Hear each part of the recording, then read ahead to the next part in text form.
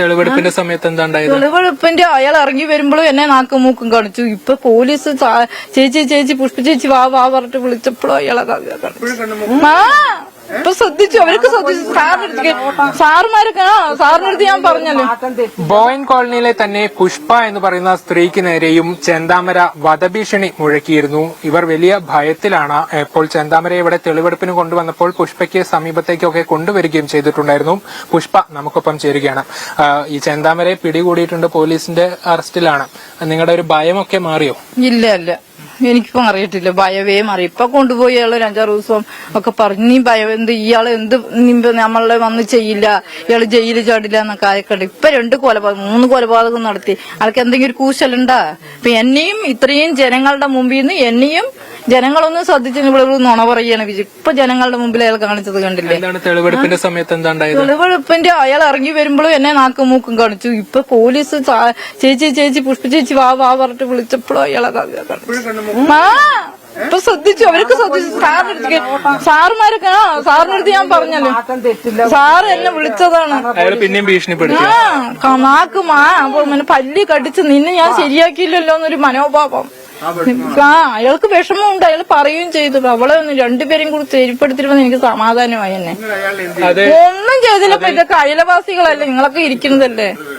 അതില് ഇപ്പോ ഈ പോലീസ് പറയുന്നത് അയാൾക്ക് കർശനമായ നടപടി അയാളുടെ പേരിൽ ഉണ്ടാവും എന്നൊക്കെയുള്ളതാണ്. പക്ഷെ അത് നിങ്ങൾക്ക് ഭയം മാറിയിട്ടില്ല? ഭയം മാറിയിട്ടില്ലപ്പാ, എനിക്ക് ഭയം മാറിയിട്ടില്ല.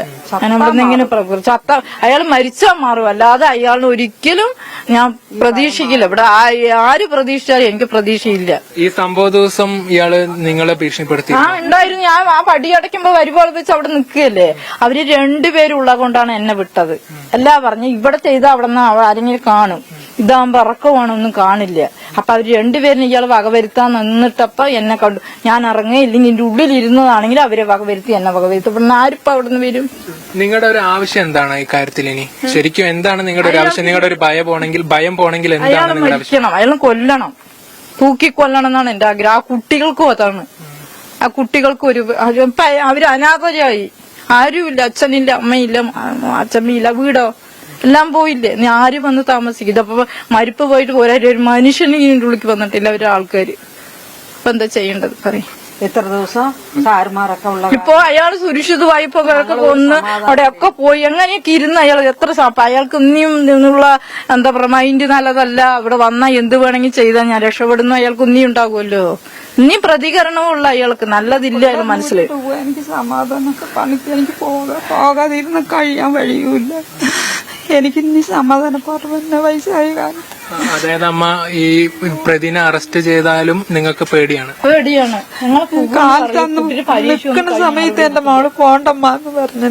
ഞാൻ ഈ സൈഡിൽ കൂടി പോണ, അവൻ ആ സൈഡിൽ കൂടി വന്ന് കടയിൽ വന്ന് ബീഡി വാങ്ങിച്ച് വീണ്ടും ഇങ്ങോട്ട് തിരികെയാണ്. അവിടെ പോയി പനി സ്ഥലത്ത് പോകുമ്പോഴേക്ക് 10 മണിക്ക് എന്റെ മോൻ ഫോണ് വിളിച്ചമ്മ ചേച്ചി എവിടെ ഒന്ന് അന്വേഷിക്കുക പറഞ്ഞു. അപ്പൊ എന്താണ് അതാണ് ചോദിച്ചപ്പോ അവിടെ 2 കൊലപാതകം നടന്നിട്ടുണ്ടമ്മ.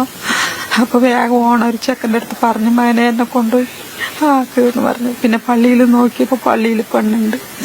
പിന്നെ എന്നെ ഉടനെ ഇങ്ങോട്ട് കൊണ്ടുവന്നു പോലീസുകാരും വന്ന് ഞാൻ പറഞ്ഞു, സാറേ നിങ്ങൾക്കൊന്നും ചെയ്യാൻ പറ്റുന്നില്ലല്ലോ, ഞങ്ങൾക്കൊന്നു തരാം, ഈ ബോഡി ആ ബോഡി നിങ്ങൾ കൊണ്ടുപോയിക്കോളൂ. ഞങ്ങള് 10-75 വയസ്സായ ഒരമ്മയല്ലേ, മക്കളെ പറയും നാളെ എനിക്ക് വയസ്സായിക്കൊണ്ട് വരില്ല, എന്റെ കുഞ്ഞ് എന്ത് ചെയ്യും, വയ്യാത്ത മകള്, അതിനൊരു മകള്, ഞാൻ എന്ത് വിശ്വസിച്ച് ഞാൻ ഇവിടെ ഇനി പണിക്ക് പോവുകയാണെങ്കിൽ ഞാൻ എന്ത് വിശ്വസിച്ചിട്ട് ഞാൻ പോവും. എനിക്ക് 70 വയസ്സായി, എന്റെ മകൾക്ക് 50 വയസ്സായി. ഇത് തന്നെയാണ് ഈ ബോയിൻ കോളനിയിലെ സ്ത്രീകളുടെ ഇപ്പോഴും ഉള്ള ഒരു വികാരം. അതായത് ഒരു കൊടും കുറ്റവാളിയെ പോലീസ് പിടികൂടി അയാളെ അറസ്റ്റ് ചെയ്ത് ജയിലിലാക്കിയിട്ടുണ്ട്. പക്ഷേ ഇപ്പോഴും ഇവർക്ക് ഭയം വിട്ടുമാറുന്നില്ല. നിലവിൽ ഇവിടെ തെളിവെടുപ്പിന് കൊണ്ടുപോയപ്പോൾ ഇയാൾ നേരത്തെ വധഭീഷണി മുഴക്കിയ പുഷ്പയെ നോക്കി വീണ്ടും പല ചേഷ്ടകളും കാണിച്ചു എന്നുള്ളതാണ് പറയുന്നത്. അപ്പോൾ അവർക്ക് ആ ഒരു ഭയം വിട്ടുമാറണമെങ്കിൽ കർശനമായ ശിക്ഷ ഈ ചെന്താമരയ്ക്ക് നൽകണമെന്നുള്ളതാണ് ഇവരുടെ ആവശ്യം. ക്യാമറ പേഴ്സൺ ഷിജു ചിറ്റൂറിനൊപ്പം നന്ദഗോപാൽ, മീഡിയ 1, പാലക്കാട്.